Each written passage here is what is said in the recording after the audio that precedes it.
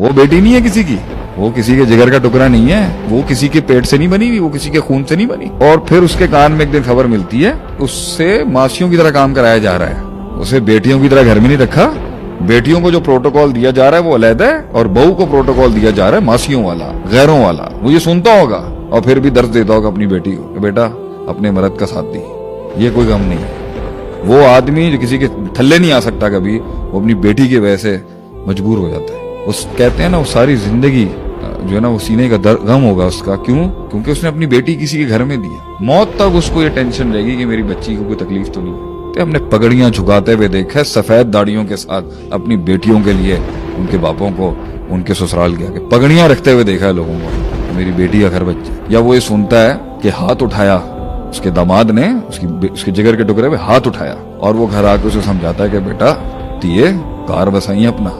ये एक्सपेक्ट करती है ये सोसाइटी उस बाप से कि वो बेटी को आके समझाए कि तुमने गुजारा, बेटी को पाला है उस बाप ने फूलों की तरह, उसकी नाजायज जायज सब पूरी की है।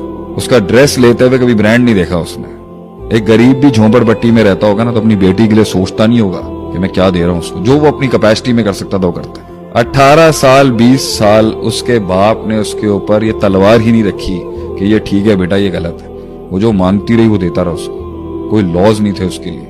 वो अपने जिगर का टुकड़ा काट के दे रहा है आपको, वो अपनी बेटी दे रहा है आपको। औलाद के मामले में you want me to think कि खर्चा कहां से आएगा, पैसे कहां से रहेंगे। No, you don't think about your kid children. You जिस रात वो उसको ब्याह कर बारात में दे रहा होता है ना, तो आपको माएं रोती हुई दिखेंगी हमेशा, आपको बाप रोता हुआ नहीं दिखेगा। आपको पता है बाप घर आके रोता है, भाई आपको घर आके रोते हुए दिखेंगे। You will never find the father crying in that marriage marquee.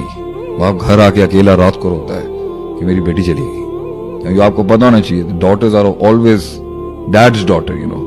बेटी वो असल में बाप की होती है। बाप का बेटियों से ना एक सदियों का अबदी ताल्लुक रहा है कि बाप की लॉयल्स बेटियां होती हैं, बेटे तो वैसे बेवफाइयां कर जाते हैं।